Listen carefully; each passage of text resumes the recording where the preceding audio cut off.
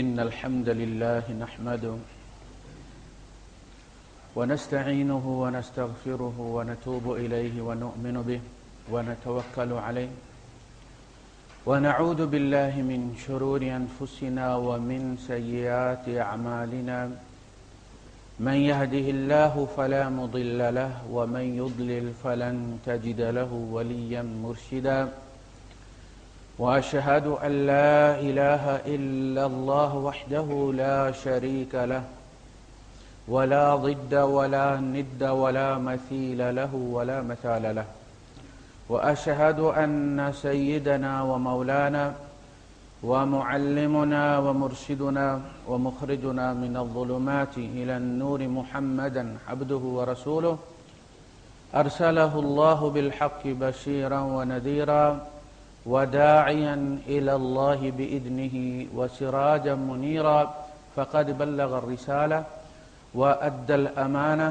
ونصح الأمة وكشف الغمة فترك أمته على المحجة البيضاء ليلها كنهارها لا يزيغ عنها إلا هالك اللهم صل وسلم وبارك عليه وعلى آله وأصحابه وأزواجه وذرياته وأهل بيته أجمعين أما بعد فأعوذ بالله السميع العليم من الشيطان الرجيم بسم الله الرحمن الرحيم يا أيها النبي إذا طلقتم النساء فطلقوهن لعدتهن وأحصوا العدة واتقوا الله ربكم صدق الله العظيم رب اشرح لي صدري ويسر لي أمري واحلل عقدة من لساني يفقهوا قولي آمين یا رب العالمین۔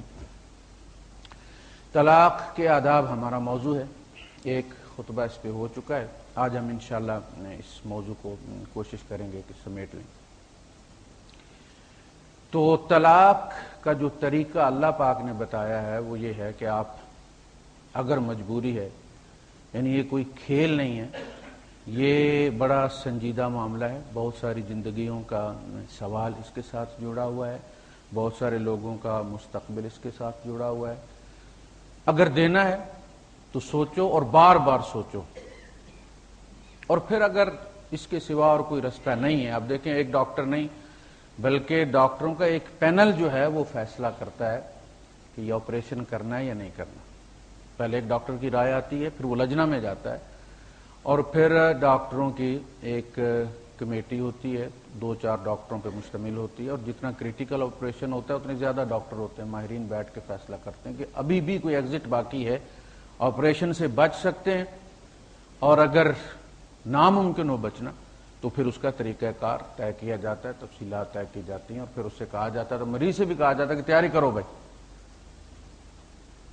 اس سے بھی کہا جاتا ہے کہ ذہنی طور پر تیار ہو جاؤ، اس میں کچھ بھی ہو سکتا ہے، سارے پتے اس کو شو کرائے جاتے ہیں اور سائن لیے جاتے ہیں کہ مر جاؤ تو ہمارا کوئی قصور نہیں، تم خود تیار ہوئے اس میں۔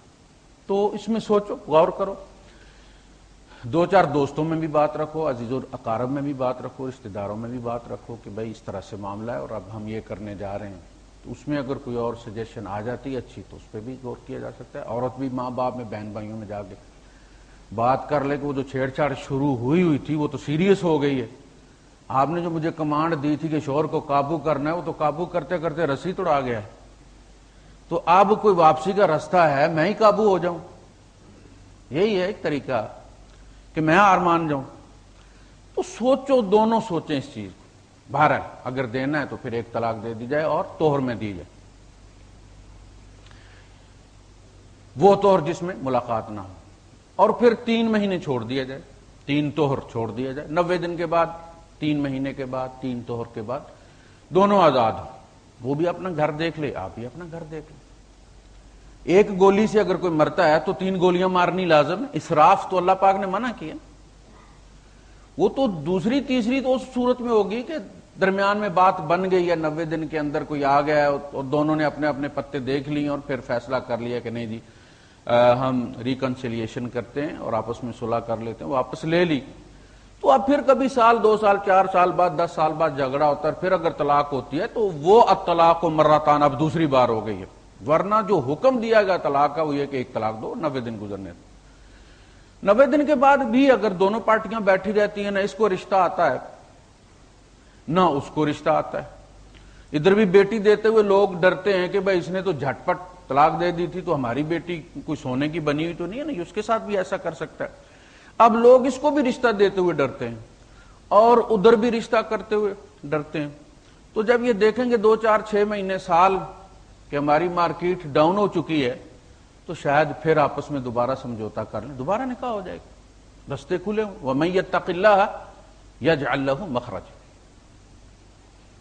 یہ ہے وہ طلاق جس کا حکم دیا گیا ہے۔ اس کے بعد باقی جو ہے وہ حالات پہ ڈیپینڈ کرتا ہے، یعنی دوسری تیسری پھر تب ہوگی جب وہ واپسی ہو گئی تو۔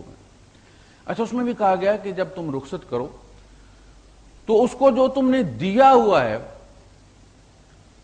اس کے دربار میں جو پیش کیا ہوا چڑھاوا چڑھا دیا ہوا ہے، سونا چاندی اور چوڑیاں بندے، جو کچھ بھی دیا ہوا تم، قنطارن سونے کا ڈھیر بھی دیا ہوا، فلا تاخذوا منہ شیئا، تو پھر اس میں سے کچھ بھی مت لو۔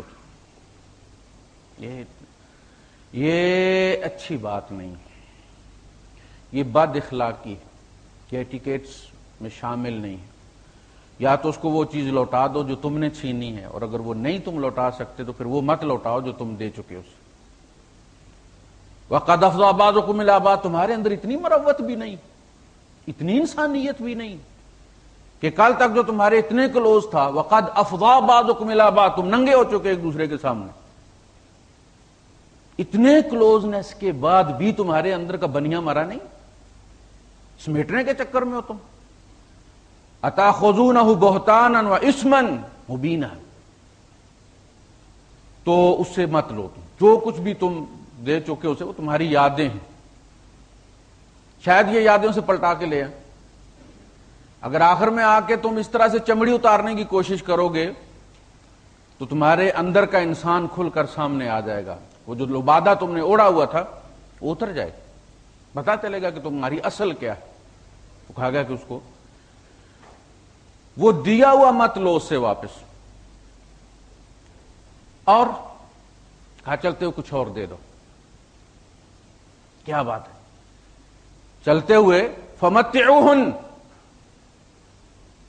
کچھ اور پکڑا دو، مرد بنو۔ اللہ پاک نے سورہ طلاق میں آخر میں جا کے زمین آسمان کی مثال دی، تم آسمان ہو، آسمان بن کے دکھاؤ، تمہیں ہم نے فوقیت دی تھی، تمہیں ہم نے بلندی کے لیے چنا تھا، نکاح کی گرہ تمہارے ہاتھ میں دی تھی، وہ بڑا پن اپنے حسن سلوک میں شو کرو کہ واقعتاً تم آسمان تھے۔ تو فَمَتِّعُوهُنَّ وَسَرِّحُوهُنَّ سَرَاحًا جَمِيلًا، دو اور ایسے طریقے سے آزاد کرو اسے کہ وہ اس لمحے کو یادگار سمجھے۔ سرحوہن سراحا جمیلا، اور فمتعوہن، اور اس میں یہ بھی کہا گیا علی الموسع قدرہ وعلی المقتر قدرہ، جو پیسے والا ہے وہ اپنی استطاعت کے مطابق ڈیل کرے۔ بہت زیادہ پیسہ ہے نا تو چلتے ہوئے گاڑی پکڑا دو، کوئی نئی چیز کرو۔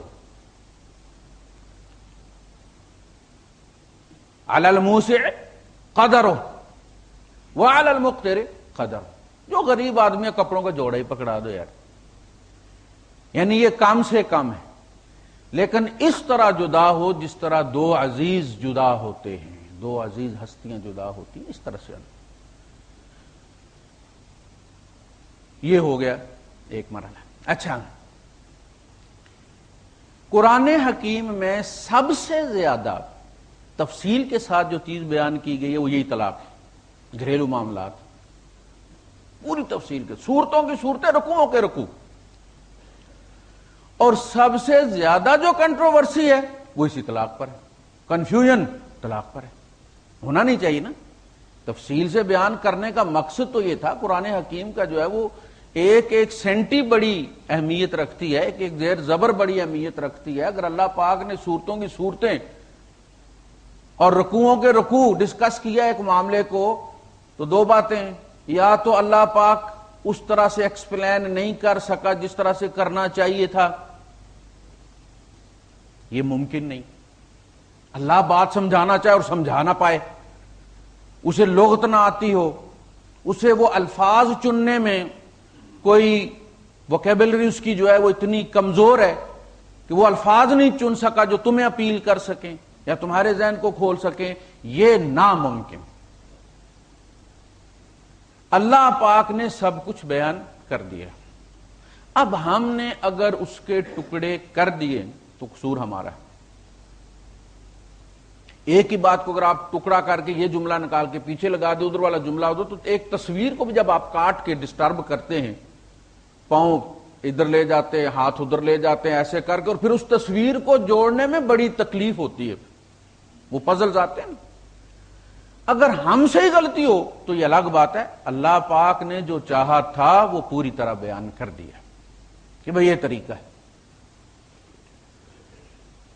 اب کنفیوژن یہ ہوا کہ حکم تو یہی تھا کہ طلاق 1-2 بس، 90 دن گزر جائیں، وہ بھی آزاد ہے، تم بھی آزاد ہو،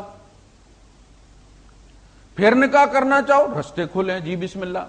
پھر نیا حق مہر ہوگا، نئے گواہ ہوں گے، ہر چیز نئی ہوگی، پھر رخصتی ہوگی. ٹھیک ہے جی. اچھا، پھر کبھی اگر گڑبڑ ہو گئی، طلاق ہوئی ہے، چھوڑ دیں، 90 دن گزر جائیں، پھر آزاد ہو. یہ 1 2 4 10 مرتبہ بھی ہو سکتا ہے، اس میں کوئی تعداد مقرر نہیں ہے. وہ جو مقرر ہے الطلاق مرتان، کہ 2 دفعہ تم طلاق دے کے رجوع کر سکتے ہو. وہ رجوع میں 2 بار محدود ہے، تیسری بار تم نہیں واپس لے سکتے، نکاح میں نہیں. ہمارے ذاکر نائک صاحب کو یہ غلط فہمی لگی ہے کہ جی 90 دن گزر گئے اور پھر آپ نے نکاح کیا، پھر کبھی طلاق ہو گئی اور 90 دن گزر گئے اور آپ نے پھر نکاح کیا تو اب آپ تیسری بار نہیں کر سکتے. بھائی صاحب، وہ رجوع کی بات ہو رہی ہے جس میں شوہر کو واپسی کا حق ہے، عورت انکار نہیں کر سکتی. عورت کہے کہ جی میں رجوع نہیں ہونے دیتی، میں رجوع نہیں کرتی، اس کا یہ حق ہی نہیں، ابھی تک وہ اس کے نکاح میں ہے. 90 دن گزرنے سے پہلے جیسے سزا ہوتی ہے نا کہ یہ سزا لاگو کب سے ہوگی، فلاں تاریخ سے، تو یہ طلاق 90 دن کے بعد لاگو ہوگی. ابھی طلاق لاگو نہیں ہوئی ہے، گریس پیریڈ ہے، اس میں وہ اس کا شوہر ہے، وہ واپس لے سکتا ہے، وہ انکار نہیں کر سکتی. یہ 2 مرتبہ ہے صرف. باقی نکاح نیا کرنا عورت کی رضا، چونکہ یہاں عورت کی رضامندی شامل نہیں ہے، لہذا کہا گیا کہ یہ جبر تم 2 دفعہ کر سکتے ہو، ساری زندگی نہیں. لیکن جو نکاح کر رہے ہو وہ تو عورت رضامند ہوئی ہے نا، اس کی اپنی مرضی سے ہوا ہے، اس کا کنسنٹ شامل ہے، حق مہر مقرر ہوا ہے، گواہ مقرر، وہ تو اسی طرح جس طرح آج پہلی دفعہ نکاح ہوا. لیکن یہ وہ طلاق ہے جو اللہ کا حکم ہے، نبی کا حکم ہے، اور نبی کریم صلی اللہ علیہ وسلم نے 2 طلاقیں دی ہیں اور اسی طرح دی، یعنی 2 عورتوں کو طلاق دی ہے آپ نے اور اسی طرح دی، ایک ہی دی. یہ لوگوں کے لیے نئی بات ہوگی، لیکن نبی کریم صلی اللہ علیہ وسلم نے 2 خواتین کو طلاق دی ہے اور ایک ہی دی، اور کپڑوں کا جوڑا پکڑا اور فارغ کر دیا، اور دونوں غیر مدخولہ تھی. نبی کا طریقہ بھی یہی ہے، حکم بھی یہی ہے، اللہ کا حکم بھی یہی ہے. لیکن اگر کوئی کر بیٹھتا ہے تو اب مسئلہ یہ کہ اب کیا ہوگا. ممانے تو ہے، لیکن اگر ہو گیا تو اب اس کا ایگزٹ کیا ہے. کسی بندے نے بیک وقت 3 طلاقیں دے دی. 3 طلاقیں جب اس نے دے دی ہیں تو اس نے اپنا حق رجوع ختم کر دیا جو اس کا رائٹ تھا. اس کو کہتے ہیں ویویئر دینا.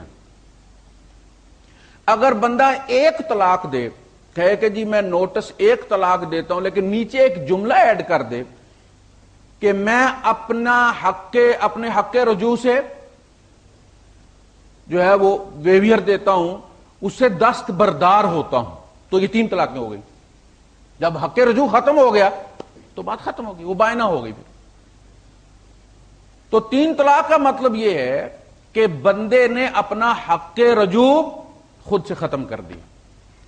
جس طرح قصاص فرض ہے، یا ایھا الذین آمنوا کتب علیکم القصاص، جس طرح اگلا رکوع شروع ہوتا ہے یا ایھا الذین آمنوا کتب علیکم الصیام، یہ دونوں رکوع جڑے ہوئے ہیں۔ کتب علیکم القصاص، کتب علیکم الصیام، روزے فرض ہیں، قصاص فرض ہے۔ لیکن کہا فمن عفی لہ من اخیہ شیء، اگر کوئی کہتا جی میں اپنا قصاص معاف کرتا ہوں، ٹھیک، تمہارا حق تھا تم نے معاف کر دیا، کوئی بات نہیں، جائز ہے، تم کر سکتے ہو۔ تو اسی طرح رجوع اس کا حق تھا، اس نے کہا جی میں یہ حق استعمال نہیں کرتا، اس کا نام ہے 3 طلاق۔ نوٹس 1 طلاق کا دے دے، ساتھ جملہ لکھ دے کہ میں اپنا حق رجوع سے دستبردار ہوتا ہوں، اس کا مطلب ہے 3 طلاق۔ 3 طلاق کا مطلب ہی یہ کہ اس نے حق رجوع ختم کر دیا۔ اب یہ 3 طلاق ہوئی یا نہیں ہوئی؟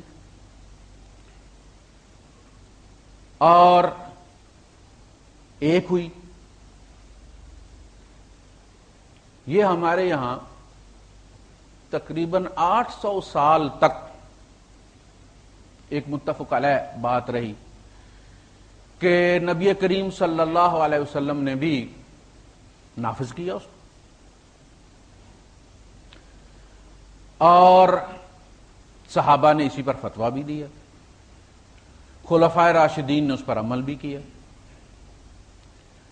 اسی طرح جیسے میں کسی کو معاف کرتا ہوں، قتل کیا کسی نے ہمارا، اور ہم ورثاء کہتے ہیں کہ جی لکھ کے دیتے ہیں عدالت میں کہ ہم نے اس کو معاف کیا، اپنا حق قصاص ہم نے چھوڑا، یہ جملہ لازماً لکھا جاتا اس میں کہ میں اپنے دستبردار ہوتا ہوں، میں ویویئر دیتا ہوں اپنے رائٹ سے۔ تو عدالت مجھے مجبور نہیں کر سکتی، نہیں تم لازم بدلہ لو۔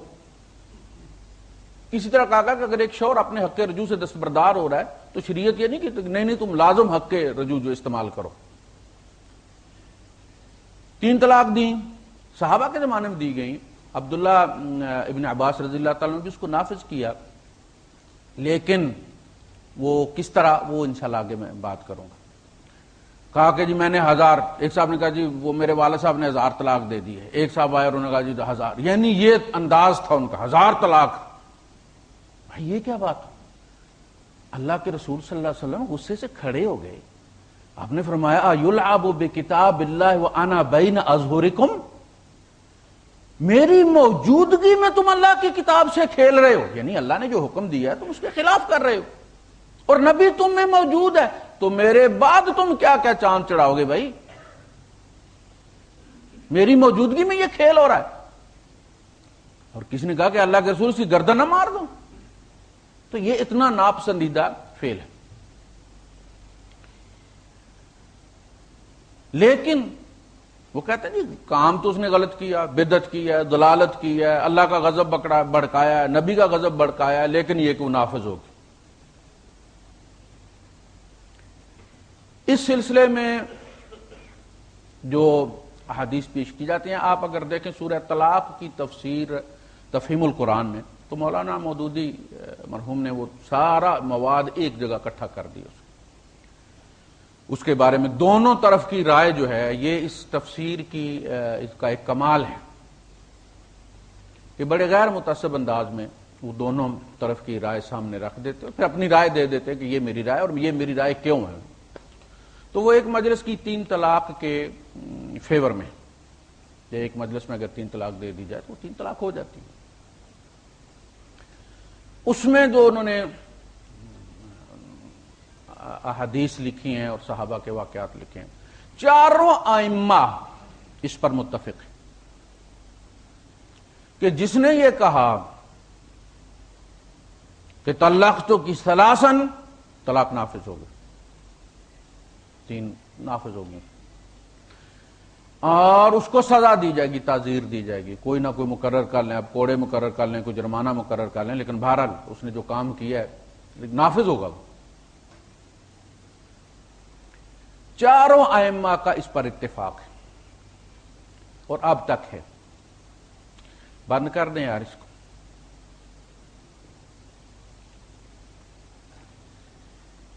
اچھا، اب جو صورتحال ہے وہ یہ ہے کہ اصل واقعہ کیا ہے.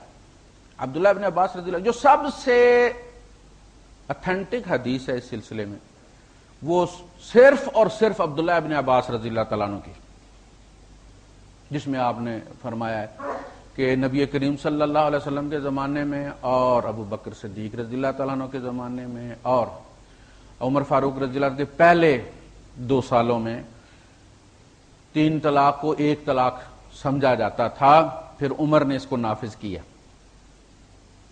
اچھا، اس حدیث کا مطلب کیا ہے؟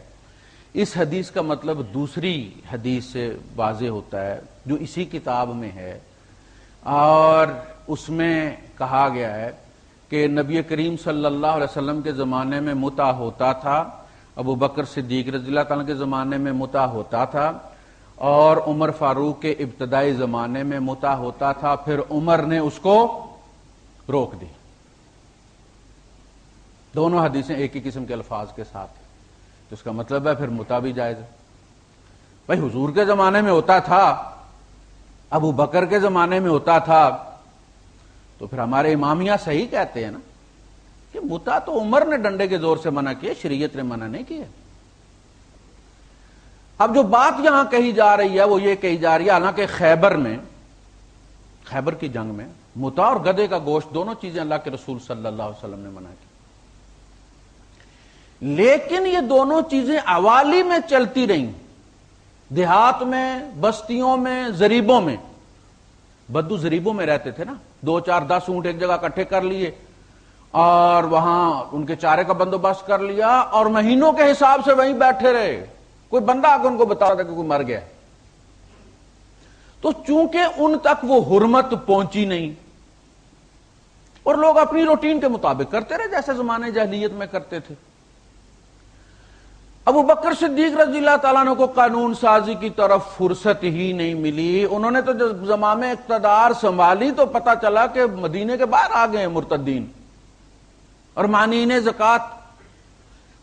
زکوٰۃ، جھوٹا دعویٰ نبوت کرنے والے، یعنی قبائل کے قبائل مرتد ہو رہے تھے. ابھی اگلا قاصد ایک قبیلے کی روداد سنا رہا ہوتا تھا کہ پیچھے دوسرا قاصد آ جائے، فلاں قبیلہ بھی مرتد ہو گیا. تو انہیں تو پڑی رہی وہ، اور ٹوٹل 2.5 سال ان کی حکومت تھی. وہ تو اسی میں لگے رہے کہ مدینے کو بچا لیا جائے اور اس ریاست کو جو نئی بنی ہے ختم ہونے سے بچا لیا جائے. عمر فاروق رضی اللہ تعالیٰ نے جب اقتدار سنبھالا تو فوجیں منتشر تھی، جنگیں ہو رہی تھی. جب انہیں تھوڑی سی سہولت ملی، آسانی آئی، حالات ٹھیک ہوئے، تو پھر انہوں نے قانون سازی کی طرف توجہ دی. اور پھر جو اڑوس پڑوس سے خبریں آ رہی تھیں کہ لوگ ابھی تک یہ کر رہے ہیں، تو پھر آپ نے باقاعدہ یہ جو شرطہ ہے یہ عمر فاروق رضی اللہ عنہ نے قائم کیا تھا. پولیس اور جیل خانہ یہ انہوں نے بنایا تھا. تو پھر انہوں نے اس قانون کو جو نبی کریم صلی اللہ علیہ وسلم نے متع کو حرام کیا تھا، پھر انہوں نے اس کو قانون کے ذریعے لوگوں میں اویئرنیس پیدا کی. معلم بھیجے اور جا کے کہا کہ لوگوں کو بتا کے آؤ کہ یہ حرام ہے، اور نبی کریم صلی اللہ علیہ وسلم نے اس کو حرام کیا تھا تاکہ پہلے انہیں انفارمیشن ہو جائے، اس کے بعد جو کرے گا اس سے ہم نمٹ لیں گے.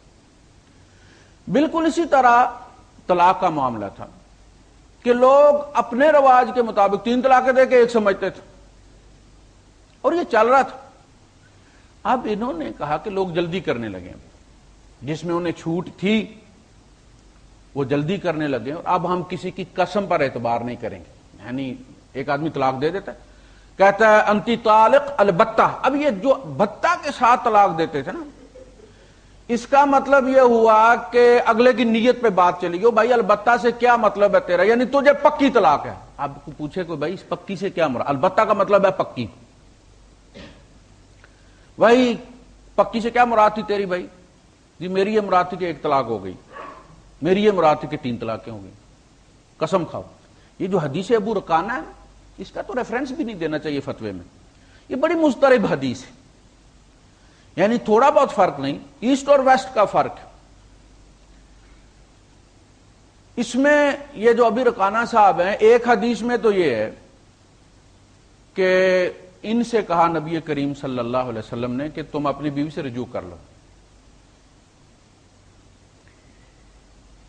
اور انہوں نے کہا جی میں تو اس کو 3 طلاقیں دے چکا ہوں۔ آپ نے فرمایا ایک مجلس میں؟ کہا جی۔ آپ نے فرمایا واپس لے لو، کوئی بات نہیں۔ ایک ورژن یہ ہے۔ اب میں نے آپ کو کہا نا کہ یہ علماء میں جو خیانت ہوتی ہے وہ یہ ہوتی ہے کہ ضعیف سے ضعیف چیز ہو لیکن ان کی فیور کی ہو تو وہ قوی ہو جاتی ہے، اس لیے کہ ان کا ووٹ اس کے ساتھ ہوتا ہے۔ فیصلہ کس نے کرنا ہے؟ اطمینان کس؟ میں نے اطمینان کرنا ہے نا۔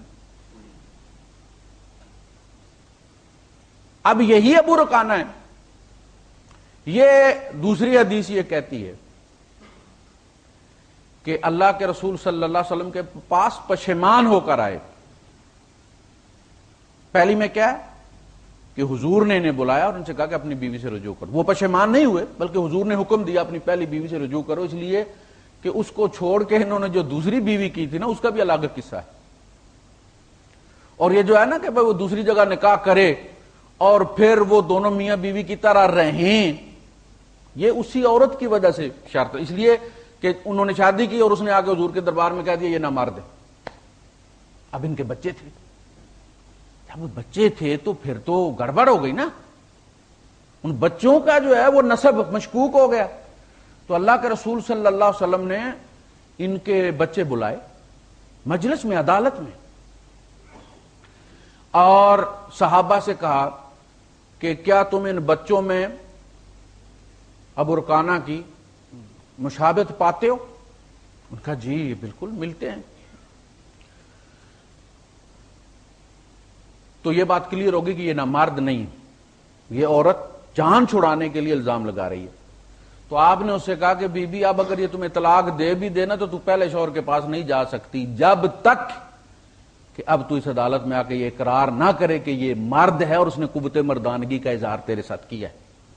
یہ سزا کے طور پر نافذ کیا گیا اس عورت کے الزام کی وجہ سے یہ شرط رکھی گئی۔ تو اس کے بعد آپ نے حکم دیا ابو رکانہ کو کہ تو ام رکانہ سے رجوع کر لے، یعنی واقعہ یہ بتایا جا رہا ہے کہ آپ نے کہا کہ کس گند میں تم پڑ گئے، تم ام رکانہ کو واپس لے لو۔ تو انہوں نے کہا کہ جی میں تو 3 دے چکا ہوں، ایک مجلس میں۔ حالانکہ انہوں نے 3 جو ہے وہ لفظ 3 استعمال کیے ہی نہیں طلاق میں، انہوں نے البتہ کے لفظ کے نام کے ساتھ طلاق دی تھی، کنائے میں طلاق دی تھی، البتہ۔ اب دوسری حدیث کہتی ہے کہ یہ صاحب جب پشیمان ہو کر واپس آئے تو اللہ کے رسول صلی اللہ علیہ وسلم نے فرمایا کہ البتہ سے تمہاری مراد کیا تھی؟ انہوں نے کہا جی ایک طلاق۔ تو اللہ کے رسول صلی اللہ علیہ وسلم نے فرمایا اللہ قال واللہ، اللہ قال واللہ، اللہ قال واللہ۔ حضور نے 3 بار اللہ کی قسم لی ان سے۔ یہ 3 گواہیاں ہوگی، 3 گواہ ہو گئے کہ کیا تم اللہ کی قسم کھا کر اللہ کو گواہ بنا کر یہ کہتے ہو کہ تمہاری نیت ایک طلاق کی تھی؟ جب انہوں نے 3 بار یہ کہا تو آپ نے پھر کیا فرمایا؟ آپ نے فرمایا ہم نے تمہیں تمہاری قسم کے حوالے کیا، میرا یہ فیصلہ تیری قسم پر ہو رہا ہے، اب تو جان اور اللہ جانے۔ تو اگر وہ 3 طلاقیں نہیں ہوئی تھیں تو قسم دلانے کی ضرورت کیا تھی؟ اتنی شدت کے ساتھ قسم دلانے کی پھر ضرورت کیا تھی؟ تو یہ مضطرب حدیث ہے، اس کو اساس نہیں بنایا جا سکتا۔ اساس وہی عبداللہ ابن عباس رضی اللہ تعالیٰ عنہ کی حدیث بنتی ہے اس کی۔ اب بات سمجھیے، میں یہ چاہتا ہوں کہ یہ کنفیوژن حل ہو جائے کہ آج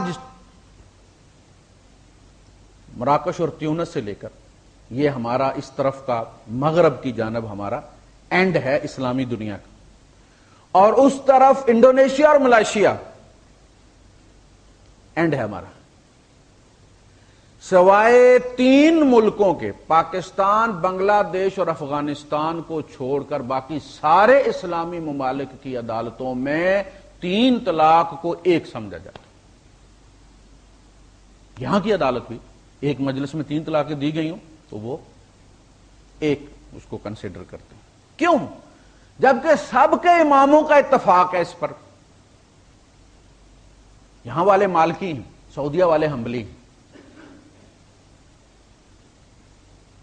مصر والے بھی مالکی، شوافے کے یہاں بھی یہی، اور احناف کے نزدیک بھی یہی، ائمہ کا اتفاق ہے، ابن تیمیہ سے اور تابعین میں سعید ابن مسیب رضی اللہ تعالیٰ عنہ وہ اس کا، اور اکرمہ وہ اس کی فیور میں نہیں، لیکن یہ کہ جمہور اس کی فیور میں۔ یہ کیوں ہوا؟ اس کی اساس کیا ہے کہ ائمہ کو چھوڑ کر ساری اسلامی دنیا کی عدالتوں نے ایک مجلس کی 3 طلاقوں کو ایک قرار دے دیا ہے۔ اس کی بڑی ٹھوس ریزن ہے۔ نبی کریم صلی اللہ علیہ وسلم کی مختلف حیثیتیں ہیں۔ آپ نبی بھی ہیں، آپ رسول بھی ہیں، آپ ہیڈ آف دی اسٹیٹ بھی ہیں، آپ چیف ایگزیکٹو بھی ہیں، آپ چیف جسٹس بھی ہیں، آپ سپہ سالار بھی ہیں۔ نبوت آپ کے ساتھ ختم ہو گئی، آگے ٹرانسفر نہیں ہوئی۔ رسالت آپ کے ساتھ ختم ہو گئی ہے، آگے ٹرانسفر نہیں ہوئی۔ ہیڈ آف اسٹیٹ موجود ہے، ٹرانسفر ہوا ہے یہ اپنے اختیارات کے ساتھ۔ Head of administration chief executive, جو کہ حضور کے زمانے میں نہیں ہوتا تھا، یہ اب ہوا ہے۔ یعنی پہلے زمانے میں یہ ہوتا تھا کہ ریاست اور حکومت دو الگ چیزیں نہیں ہوتی تھی۔ آپ حکومت کے خلاف ہیں تو اس کا مطلب آپ ملک کے خلاف ہیں، آپ غدار ہیں، اور بے دردی کے ساتھ مروا دیا جاتا تھا۔ لیکن اب کہا گیا کہ نہیں، حکومت الگ چیز ہے، ملک الگ چیز ہے۔ آپ حکومت کے خلاف ہیں، ضروری نہیں کہ آپ کو ملک کے خلاف، حکومت کو ہٹانے کا آپ کے پاس رائٹ ہے، اس کے لیے آپ جائز طریقہ استعمال۔ یہ دو الگ چیزیں اب بنی ہیں۔ چیف جسٹس یہ منتقل ہوئے، سپہ سالار منتقل ہوئے، دو چیزیں منتقل نہیں ہوئی، نبوت اور رسالت۔ ابو بکر صدیق رضی اللہ تعالیٰ عنہ ہیڈ آف اسٹیٹ ہیں، اور جو ہیڈ آف اسٹیٹ کی حیثیت سے نبی کریم صلی اللہ علیہ وسلم کو اختیارات تھے، وہ بغیر ایک قومے کے فرق کے ابو بکر صدیق کو ٹرانسفر ہوئے، بغیر قومے کے فرق کے عمر فاروق کو منتقل ہوئے۔ اب ہمارے یہاں یہ مسئلہ بن گیا ہے کہ ان دو چیزوں میں فرق نہیں کیا جاتا، یعنی نبی کی جو حیثیتیں ہیں ان کو ان کی جگہ پر نہیں رکھا جاتا۔ ایک حکم حضور نے دیا بحیثیت ایگزیکٹو، بحیثیت رسول نہیں۔ اگلا ایگزیکٹو اپنے زمانے کے حالات کے مطابق ان میں کمی بیشی کر سکتا ہے، اسی لیے اس کو چیف ایگزیکٹو بنایا گیا ہے، اختیارات دے کر بنایا گیا ہے۔ اب یہ کام ہے فقہا کا کہ وہ کس چیز کو کس جگہ رکھتے ہیں، کہ یہ بحیثیت ایڈمنسٹریٹر تھا تو اگلا ایڈمنسٹریٹر اس میں چینجز کر سکتے۔ ہمارے یہاں آپ دیکھیں کہ اللہ کے رسول صلی اللہ علیہ وسلم نے فیصلہ کیا کہ کعب ابن اشرف کو قتل کر دیا جائے۔ آپ نے بندہ نامینیٹ کر دیا کہ ٹھیک ہے تم قتل کر دو، اور اس کے لیے جو ذریعہ تم چاہو منتخب کر لو۔ یہ فیصلہ ہمارے مولوی حضرات نے یہ سمجھا کہ یہ ایک مولوی کا فیصلہ، مسجد میں بیٹھا ہوا تھا مولوی، اس نے کوئی خبر سنی اور اس نے کہا کہ یہ واجب القتل ہے۔ اب ہماری مسجدوں میں بیٹھا ہوا ہر مولوی محمد رسول اللہ ہے، وہ 100% وہ اختیار استعمال کر، تقریر کی جذبات میں کہا اس کو قتل کر دو، بندے نے جا کے قتل کر دیا۔ او بھائی، وہ مولوی کا فیصلہ نہیں تھا، وہ چیف جسٹس کا فیصلہ تھا، سپریم کورٹ کا فیصلہ تھا، جس پر اللہ کی مہر لگی ہوئی تھی۔ اللہ نے نبی کو شہد نہ کھانے کی قسم جب آپ نے کھائی کہ میں شہد نہیں پیوں گا، تو اللہ نے مداخلت کی کہ نہیں کی؟ یا ایھا النبی لما تحرم ما احل اللہ لک، اے نبی وہ چیز کیوں حرام کرتے ہو جو اللہ نے حلال کیا تیرے لیے؟ مداخلت کی نا۔ اگر حضور کا حکم ناجائز ہوتا سو فوراً وہی نازل ہو جاتا، اے نبی صبر کرو، کیا کرنے جا رہے ہو؟ اللہ خاموش رہا، حکم نافذ ہو گیا، اس کا مطلب یہ ہوا کہ اللہ نے قبول کر لی۔ اور وہ فیصلہ مولوی کا نہیں تھا، مولوی صاحب خدا کے لیے اپنی حد میں رہو، محمد رسول اللہ مت بنو، قتل کے فتوے جاری مت کرو، تمہاری یہ حیثیت نہیں ہے، یہ جان بڑی قیمتی، اس کا فیصلہ کوئی اور جگہ کرے۔ چیف جسٹس یہ کہے نبی کریم صلی اللہ علیہ وسلم کے کسی فیصلے کو دیکھ کر وہ کاپی کرے تو کر سکتا ہے، اس لیے کہ وہ عدالت کے اس منصب پہ بیٹھا ہوا ہے۔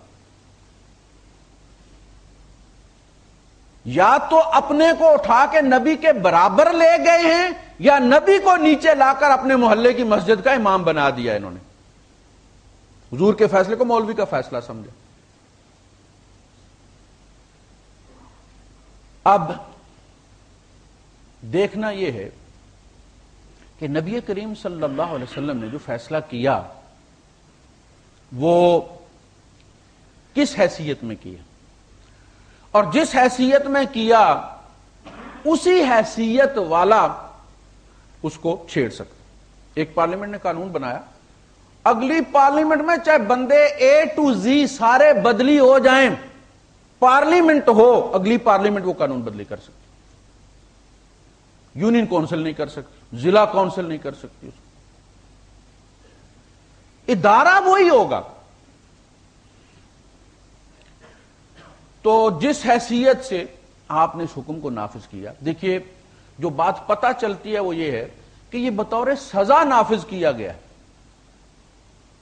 یہ بطور سزا نافذ کیا۔ مثلا ایک بندے کو، ایک بچہ ہے، اس کو باپ کہتا ہے کہ اس درخت پہ نہیں چڑھا کر، گر جائے گا کسی۔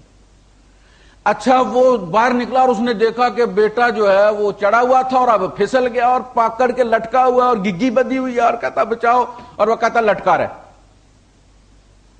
اب لٹکا رہا، یہ سزا کے طور پر ہے، تمہیں منع کیا تھا نا، روز منع کرتا تھا میں، اب لٹکا رہا، لیکن وہ بھی اس کا خیال رکھتا کہ کہیں گر ہی نہ پڑے۔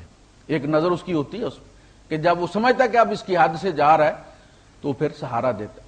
اب اس چیز کو قانون بنا کر کہ جی فلاں صاحب نے چونکہ اپنے بیٹے کو کہا تھا لٹکا رہے، لہذا آپ نے دیکھا کہ کوئی بچہ فلیٹ کی کھڑکی سے لٹکا ہوا ہے باہر اور آپ نے کہا لٹکا رہے، اور یہ کہاں لکھا؟ جی فلاں کتاب میں لکھا ہوا لٹکا رہے، تو وہ سزا کے طور پر نافذ کیا گیا تھا۔ حضرت عمر فاروق رضی اللہ عنہ بھی یہ الفاظ استعمال کیے کہ سزا کے طور پر۔ اور یہ جو کہا جاتا ہے کہ ابن عباس رضی اللہ تعالیٰ عنہ نے کا جو فتویٰ ہے وہ یہی ہے کہ جا 3 کے ساتھ تیری بیوی تجھ پر حرام ہو گئی اور باقی 97 جو ہے وہ ان میں تو نے اللہ کی نافرمانی کی۔ حضور سے کہا گیا کہ میرے باپ نے 1000 طلاقیں دے دی، آپ نے فرمایا 3 کے ساتھ اس کی بیوی حرام ہو گئی ہے اور 997 اس نے اللہ کی حد توڑی ہے، اللہ پاک چاہے تو قیامت کے دن بخش دے، چاہے تو اسے عذاب دے۔ کہا گیا کہ یہ سزا کے طور پر نافذ کی گئی۔ اصل قانون یہ ہے کہ دیکھیں بڑی لاجیکل بات ہے کہ ہمیں کہا گیا کہ شیطان کو آپ نے 7 بار 7 کنکریاں مارنی، 7 بار 7 کنکریاں مارنی۔ ہماری فقہ میں یہ ہے کہ اگر کسی کو زیادہ غصہ آ گیا اور اس نے 7 کی 7 ہی کڈ ماری ہیں تو 1 ہوگی، 1 گنی جائے گی۔ او بھائی کیوں؟ اس نے ماری 7 ہیں، مارنے کی نیت سے ماری، اور شیطان سے پوچھ لو اس کو لگی بھی ہیں۔ آپ کہتے ہیں 1، کہتے ہیں جی چونکہ حکم شریعت نے 1 کا دیا تھا لہذا شریعت اسی کو آن کرے گی جس کا اس نے حکم دیا تھا۔ تو آپ 1000 طلاق بھی دے دیں، شریعت نے تو 1 کا حکم دیا تھا نا، شریعت تو اسی کو آن کرے گی جو اس نے دیا ہوا حکم۔ یہ کیسے ممکن ہے کہ اللہ کی مرضی بھی لاگو نہ ہو، نبی کی مرضی بھی لاگو نہ ہو اور میری ہو جائے؟ اللہ کہتا ہے 1، نبی کہتے ہیں 1، میں جب 3 دے دیتا ہوں تو اب اللہ کی بھی نہیں مانی گی، نبی کی بھی نہیں مانی، میری مانی گئی، تو میں دونوں سے اوپر ہو گیا پھر۔ تو کہا گیا کہ نہیں، اگر وہ کنکری کا معاملہ ہے، حالانکہ اس کے ساتھ بچوں کا مستقبل وابستہ نہیں ہے، آپ تھیلا بھر کے کنکریوں کا لے آئیں اور ساتھ ساتھ کر کے آپ 7 دفعہ مار دیں، 7-7-49۔ لیکن شریعت صرف ان میں سے 1 کنکری کو اون کرتی ہے کہ تو نے 1 ماری ہے، چونکہ ہم نے تمہیں حکم 1 کا دیا تھا۔ تو اس کو جو لاگو کیا شریعت نے، اس کا رستہ بند کیا، غصے میں کیا کہ ابھی رسول تمہارے اندر موجود ہے اور تم یہ کام کر رہے ہو، نبی کی موجودگی میں نبی کی نہیں مان رہے ہو، اب تمہارا رجوع کا حق ہم سسپینڈ، یہ عدالت نے سسپینڈ کیا ہے۔ اب بھی تین کو ایک مولوی نہیں کر سکتا. مولوی وہ ادارہ نہیں ہے, مولوی وہ جگہ نہیں ہے. یہ بات نوٹ کریں. یہ نبی کی عدالت کا فیصلہ ہے, اب عدالت ہی فیصلہ کرے گی. آپ عدالت میں جائیں, یہاں پہ انہوں نے عدالت کی دو قسمیں بنائی. ایک تو وہ جو فیملی ڈسپیوٹ جو بھی ہوتے ہیں ان کو باقاعدہ کیس کے ذریعے حل کرتے ہیں, وہ مصالحتی عدالت ہوتی ہے جس میں پہلے کیس جاتا ہے اور وہ دونوں کا موقف سنتے ہیں اور اگر کوئی پیچ اپ کی گنجائش ہے تو کروا دیتے ہیں. عدالت میں جائیں گے اور صیغہ بیان کرے گی کہ اس نے مجھے اس طریقے سے طلاق دی اور عدالت کاغذ پر لکھ دے گی کہ یہ ایک ہوا ہے. اب یہ محمد رسول اللہ صلی اللہ علیہ وسلم کے اس عدلیہ کے سسٹم کی جو زنجیر ہے اسلامی نظام میں, اس کے تحت اب وہ ایک ہوگی. آپ کو جرمانہ ہوتا ہے, غرامہ ہوتا ہے, ٹریفک والا نہیں معاف کر سکتا, اس کا کام تھا لاگو کرنا. اس نے لاگو کر دیا, آپ نے کیمرہ مارا, 600 پڑ گیا. کون کرتا ہے؟ جج کرتا ہے. آپ جاتے ہیں درخواست دیتے ہیں, غریب آدمی ہوں جی, تو وہ کہتا ہے 300 کر دو. ایک جگہ ہے جو یہ کرتی ہے.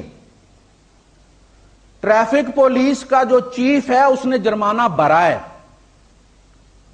وہ ویو آف نہیں کر سکتا اس کو, وہ اس کو ہٹا نہیں سکتا.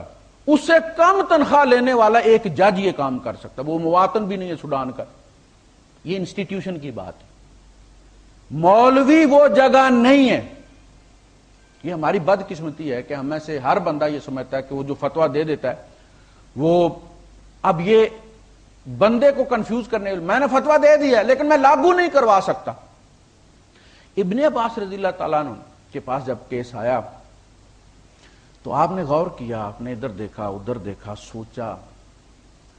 اب وہ جو راوی ہے وہ کہتا ہے کہ مجھے لگا یوں کہ آپ اس کی بیوی کو لوٹا دیں گے, آپ 3 طلاقوں کو ایک کر دیں گے. یعنی جو آپ کی باڈی لینگویج تھی اور جس طرح آپ ہچکچا رہے تھے بات کرتے ہوئے اور جتنا ٹائم لے رہے تھے, تو پتا چلتا تھا کہ تھرڈ امپائر کو کیا ہوا بھیجا ہوا. تو راوی کہتا ہے کہ مجھے یوں لگا کہ آپ لوٹا دیں گے, لیکن اس کے بعد آپ نے کہا میں اب کیا کر سکتا ہوں. ابن عباس اب کیا کر سکتا ہے, چونکہ ایڈمنسٹریشن فیصلہ لے چکی, امیر المومنین یہ بات کہہ چکے ہیں, یہ قانون بن چکا ہے کہ اب تین ہی گنی جائیں گی. تو ابن عباس اب بغاوت تو نہیں کر سکتا اسٹیٹ کے ساتھ نا. تم میں سے ایک بندہ اللہ کی حد توڑتا جبکہ تمہیں منع کیا گیا تھا, پھر تم آ جاتے ہو یا ابن عباس یا ابن عباس. ابن عباس اب کیا کرے, ابن عباس بھی تو کسی کے تابع ہے نا. میں فتویٰ دے کے اس کے خلاف, تو میں اب اسٹیٹ سے جنگ تو نہیں کر سکتا. یعنی ان کی جو پورا انوائرمنٹ ہے وہ یہ بتاتی ہے کہ وہ دینا چاہتے ہیں لیکن حکومت کی ایک پالیسی.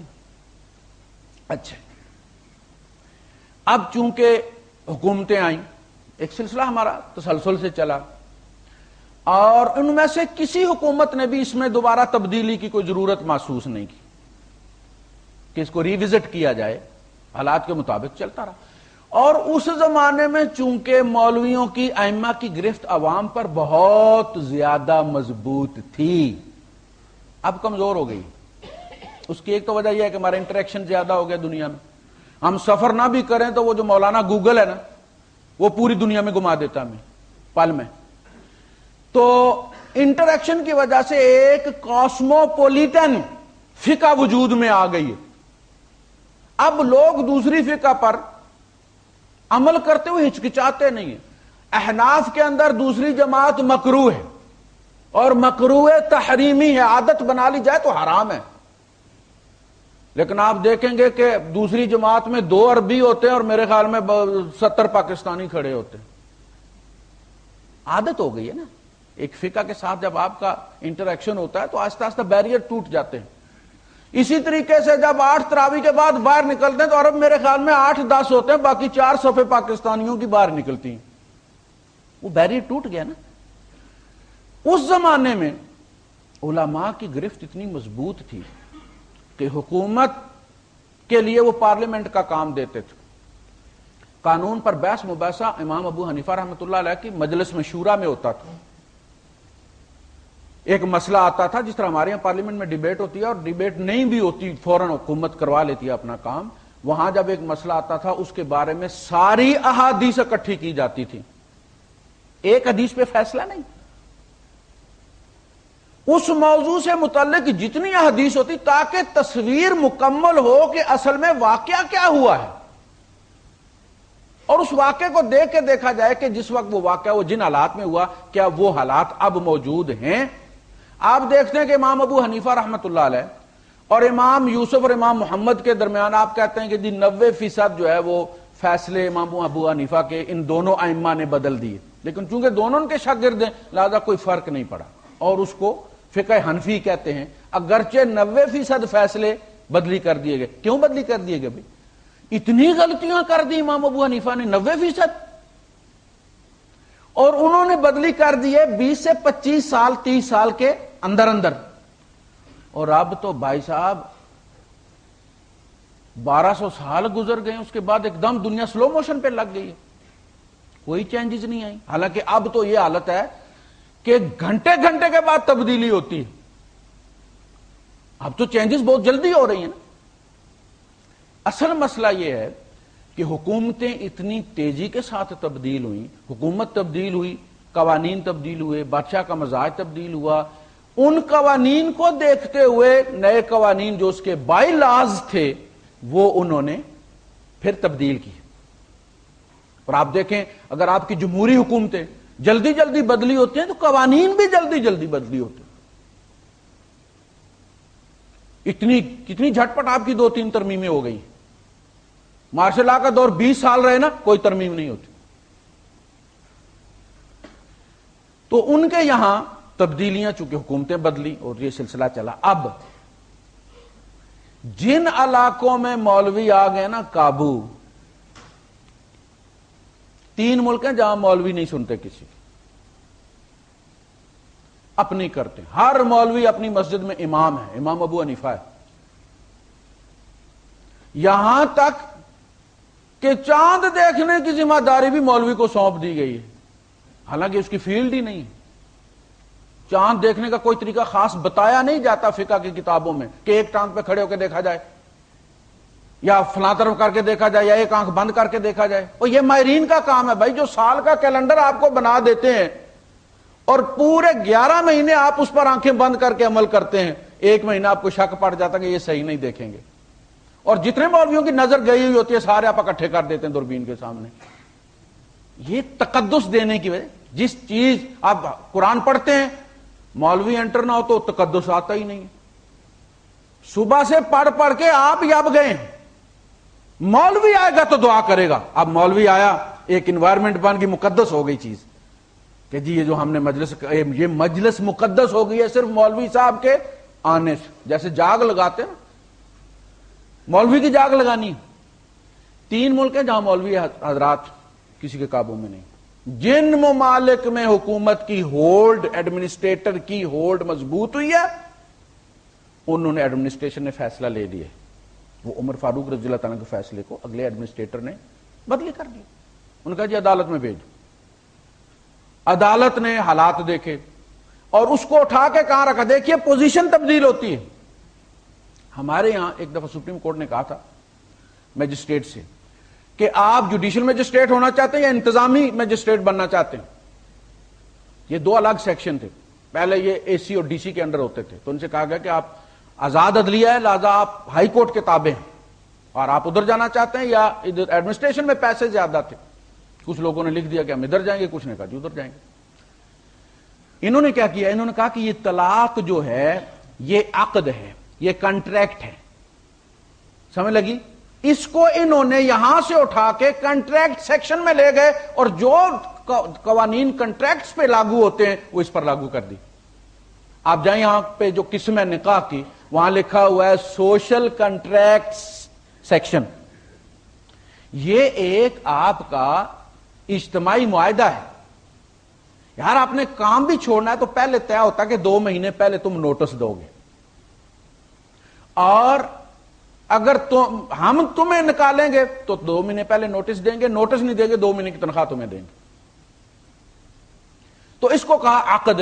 یا ایھا الذین آمنوا اوفوا بالعقود، بسم سورہ نساء میں یہ سارا ذکر کرنے کے بعد سورہ مائدہ شروع ہوئی تو کہا گیا یا ایھا الذین آمنوا اوفوا بالعقود، اپنے عقدوں کی کو وفا کیا کرو، پورا کیا کرو۔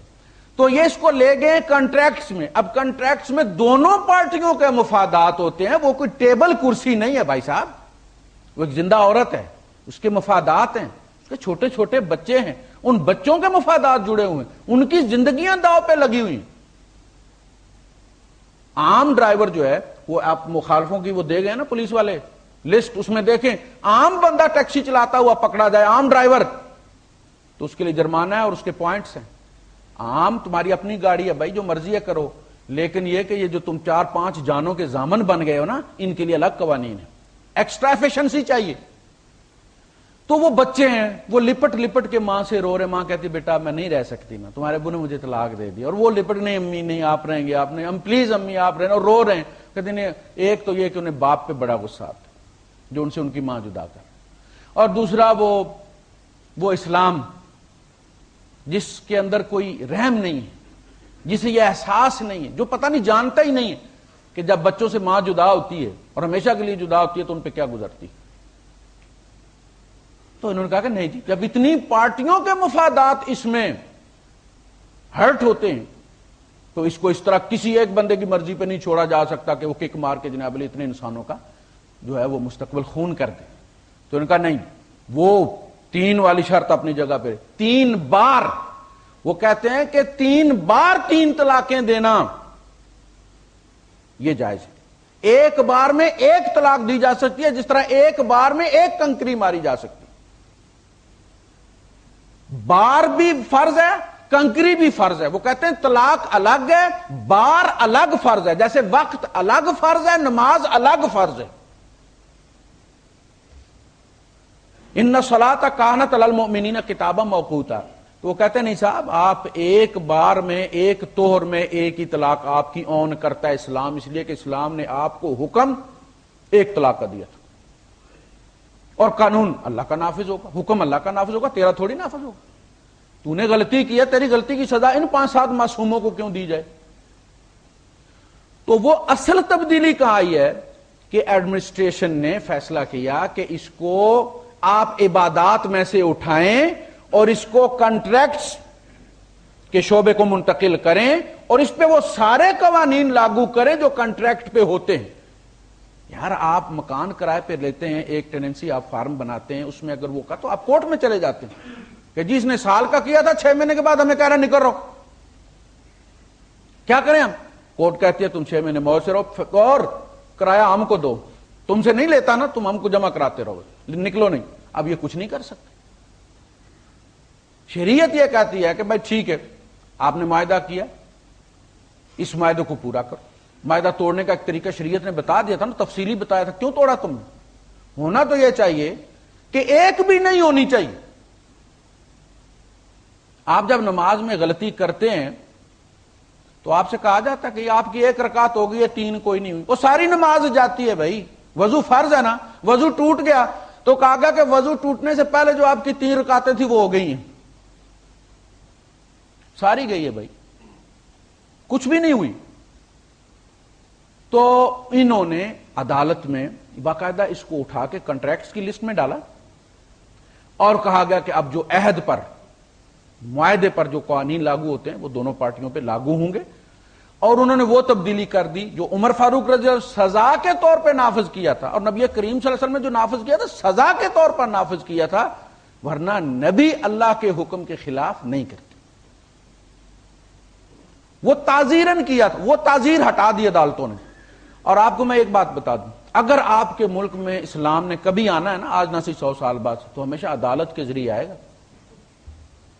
کسی اسلامی حکومت کے اقتدار میں آ جانے سے کبھی نہیں آئے گا. اس لیے کہ اس کے مقابلے میں پھر ٹوپی اور امامے والے نکل آئیں گے, مسلمانوں میں خانہ جنگی ہو جائے گی کہ جی فلاں فقہ کو نافذ کیا جا رہا ہے اور ہمارے مفادات, ہمارا مسلک جو ہے, اور پھر یہ مسالک کی جنگ ہو جائے گی. عدالت میں جب فیصلہ ہوتا ہے اس کو سب مانتے, تو عدالت کے ذریعے آئے گا. جب بھی آئے گا حکومت کے ذریعے کبھی نہیں آئے گا. تو انہوں نے اس کو تعزیر کو ہٹا دیا کہ بھائی سزا تو اس کو دینی ہے, سزا تو ان کو مل رہی ہے, ہم نے تو سزا اس کو دینی تھی نا. اچھا اس میں ہوتا یہ ہے کہ پرانے زمانے میں اولاد کی اتنی ذمہ داریاں کوئی نہیں ہوتی تھی, جو بچہ بڑا ہوتا تھا ماں باپ ریلیف محسوس کرتے تھے کہ اب ساتھ جانا شروع ہو گیا, ڈنگر چرانا شروع ہو گیا, ہل پکڑنا شروع ہو گیا. میرا بچہ بچی جب پکڑتا تھا تو آپ سمجھ لیں کہ وہ MBBS ہو جاتا تھا. اس کا ہل چلاتے نا جس کو پکڑتے ہیں پیچھے سے, تو وہ سمجھتے تھے کہ بس میرا بچہ. اور بچہ اگر گائے بھینس لے گیا اور اسپتال سے اس نے کراس بریڈنگ کروا کے لے آیا تو سمجھنے کہ بچے نے جناب علی وہ MBA کر لیا. تو بچہ جوں بڑا ہوتا تھا ماں باپ سکون محسوس, اب بچہ جوں بڑا ہوتا ماں باپ کو ڈپریشن ہونا شروع ہو جاتا. اس کی فیس کہاں سے دوں گا, اس کو بھی یونیورسٹی میں داخل کروانا ہے, اس کو بھی کروانا ہے. کمپٹیشن اتنا ہے کہ میٹرک تو آپ کسی کھاتے میں نہیں آتے. کک بھی ہیں, انڈین کک جو گھروں میں ہیں وہ بھی ہیں. تو اب کمپٹیشن اتنا ہے کہ اولاد کا سارا فیوچر برباد ہو جائے گا. جو نئی آئے گی اس کی جگہ وہ کبھی اس کو ماں کا پیار نہ وہ ان کو دے گی, نہ وہ اس کو ماں محسوس کریں گے جو ان کی ماں کو ہٹا کر آئی. لہذا بچے ذہنی طور پر مجرم بن جائیں گے, کریمنل ہو جائیں گے اور ان کا فیوچر تباہ ہو جائے گا. ان ساری چیزوں کو مد نظر رکھ کے کہا گیا کہ بھائی صاحب اس زمانے میں سزا ہوتی تھی ایک بندے کو, اب سزا ہو رہی ہے پوری فیملی کو. بچے سفر کر رہے ہیں, بچیاں. اب یہ بچی ہے, نئی آنے والی ماں اس کی حفاظت اس طرح تھوڑی کرے گی جو سگی ماں کرتی ہے. کس طرح نگاہ رکھتی ہے اپنی بچی پر وہ, اور ماں اور بچی کا کس طرح رازداری ہوتی ہے. وہ اس ماں کے ساتھ وہ شیئر تھوڑا کر سکے گی. وہ تو چاہے گی بگڑے اور باپ کو وہ بتائے کہ ہاں واقعی تو نے اس کی ماں کو صحیح چھوڑا تھا, بیٹی بھی ایسی ہی ہے جیسی ماں تھی. تو ان چیزوں کو مد نظر رکھتے ہوئے ان حکومتوں نے اس تعزیر کو ہٹا دیا جو تعزیر نافذ کیا گیا تھا. دلائل کی بنیاد پر نہیں, وہ حدیثیں اور وہ سارے واقعات ٹکراتے رہیں گے. ائمہ والے اپنی دلیلیں دیتے رہیں گے, سلفی حضرات اپنی دیتے رہیں گے, لیکن انہوں نے یہ ان دلیلوں کی بنیاد پر نہیں کیا. انہوں نے اس کو ایک انتظامی فیصلہ سمجھا اور انتظامیہ نے تبدیل کر دیا. آج سوائے 3 ممالک کے مغرب سے لے کر مشرق تک تمام عدالتیں 3 کو ایک قرار دیتی ہیں. اس میں فقہ بدلنے کی کوئی خاص ضرورت نہیں ہے. کسی بھی فقہ کا ان کے یہاں چلا جائے, جو جج بیٹھا ہوتا ہے, ہمیں بتایا گیا کہ ہماری عدالتوں میں جو ہے اگر کیس آتا ہے تو ہم مالکی فقہ کے مطابق اس کا فیصلہ کرتے ہیں. تو ان میں انہوں نے کہہ دیا کہ جی ٹھیک ہے یہ 3 1 ہے. اس کے لیے ہم دوسری فقہ کے پاس جاتے ہیں کہ صاحب, تو وہ کہتے ہیں صاحب ٹھیک ہے ہم 3 کو 1 کر دیں گے. یہ ہوتا ہے نا, آپ جائیں فارمیٹ فیکٹری میں تو آپ FLV پہ کر دیں یا اس کو MP3 پہ کر دیں, کنورٹ کر دیں اس کا. تو وہ کہتے ہیں جی ہم کنورٹ کر دیں گے 3 کو 1 بنا دیں, لیکن آپ کو ہماری فقہ میں آنا پڑے گا. ایک جگہ ہم گئے, عزیز تھے ہمارے, نماز ہوئی, نماز پڑھ کے ہم آئے, دوسری نماز ہوئی, نماز پڑھنے چلے. اب وہ صاحب اٹھے نہیں, وہ ڈرامہ دیکھتے رہے. میں نے ان سے دوسری نماز کے جب جا رہے تھے میں نے ان سے پوچھا یار بھائی صاحب یہ کیسا اہل حدیث ہے, تو نمازیوں کی تو نماز تو یہ پڑھتا نہیں, ہاں نہ مونچھا نہ داڑھی, اور بھی بہت ساری باتیں جو ہمارے علم میں. تو کہنے کہ اصل میں یہ اہل حدیث نہیں ہے, یہ مجبوراً بن گیا. کیوں؟ کہ اس نے 3 طلاقیں دے دی تھیں تو پھر وہ ان کو واپس لینے کے لیے یہ بنا ہے. تو اس کی ضرورت نہیں. کورٹ میں جائیں آپ, اور پاکستان میں بھی آپ کو پتا کورٹس میں یہی, آپ کورٹ میں جائیں کورٹ اسی طرح کرتی. کورٹ میں وہاں بھی یہی ہے کہ جی آپ 1 طلاق دیں اور وہ جو 90 دن ہے اس میں مصالحتی عدالت بیٹھے گی, وہ کنسینٹ دے گی کہ ہم ناکام ہو گئے صلح کرانے میں, تو پھر اس کو لاگو کیا جائے گا. تو کورٹس وہ ذریعہ ہیں جس نے یہ کیا ہے بغیر ان دلائل کو لڑائے. اب دلائل دینے کی ضرورت نہیں, مسجدوں میں لڑائیاں کرنے کی ضرورت نہیں ہے, کورٹس فیصلہ دے رہی ہیں. آپ کورٹ کے فیصلے کے خلاف بول نہیں سکتے, آپ اس کے خلاف کی تقریر نہیں کر سکتے سوائے پاکستان کے. وہاں تو جس کے مرضی خلاف کر لیں آپ, کوئی پوچھنے والا نہیں. لیکن یہ کہ یہاں کا اور وہاں سے موراکو اور تیونس سے لے کر ملائیشیا اور انڈونیشیا تک ساری عدالتیں یہی کر رہی ہیں.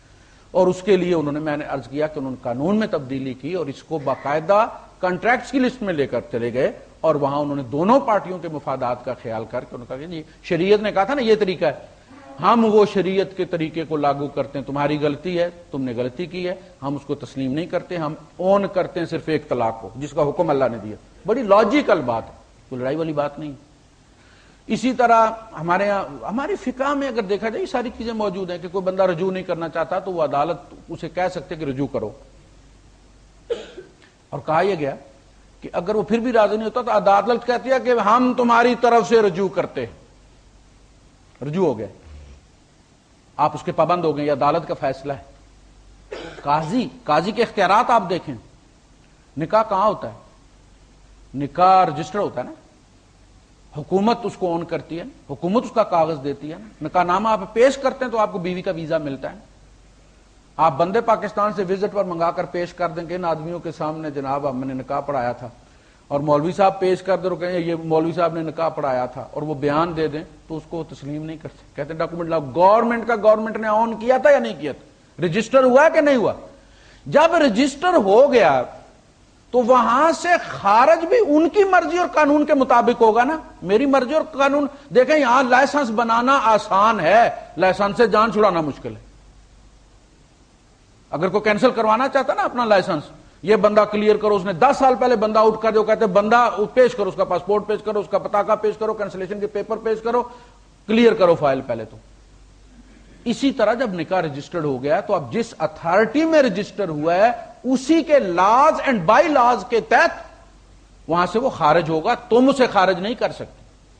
تو ہمارے ہاں تو ایک انارکی مچی ہوئی ہے، ہر مولوی اپنی جگہ ایک فقیہ بنا ہوا ہے، مجتہد بنا ہوا ہے، جس نے 10 روپے کی کتاب خرید لی ہے بغل میں رکھی ہوئی ہے وہی اپنی جگہ امام ابو حنیفہ بنا ہوا، وہی محدث بنا، امام بخاری اس کے سامنے کیا بیچتے ہیں؟ یہ حالت ہوئی ہے۔ اس کا علاج یہ عدالتیں ہیں۔ یہاں بھی اگر کوئی گڑبڑ ہوتی ہے مولوی کے پاس مت جائیں، مولوی کچھ نہیں کر سکتے۔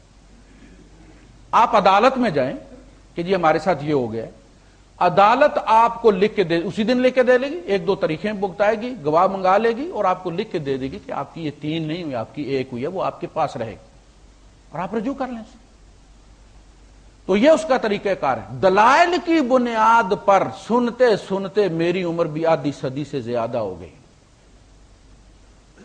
کہ یہ دلیل دیتے اور اڑے ہونے کہ نہیں میری دلیل مضبوط، وہ دلیل دیتے میری دلیل مضبوط۔ بھائی صاحب دلیل اس کی مضبوط ہے جس کے ہاتھ میں حکومت ہے۔ اس وقت جن کے ہاتھ میں حکومت تھی ان کی دلیل مضبوط تھی۔ عبداللہ ابن عباس رضی اللہ عنہ مرضی ہونے کے باوجود بھی اس کے خلاف فتویٰ نہیں دے سکتے۔ اسی طرح اب حکومت نے کہہ دیا تو اب یہ 3 ایک مولوی کے فتوے پر نہیں ہوں گی، یہ بات یاد رکھیں۔ اگر کوئی کرے گا تو انلیگل ہوگا، یہ کورٹ لکھ کے دے گی آپ کو تب ہوگا، یعنی مولوی کے پوچھ کے اگر آپ کریں گے تو یہ انلیگل ہوگا، غیر قانونی۔ قانون کے مطابق کورٹ میں جائیں، وہاں سے لیں، اب وہ لیگل ہے، وہ جگہ ہے۔ وآخر دعوانا الحمدللہ۔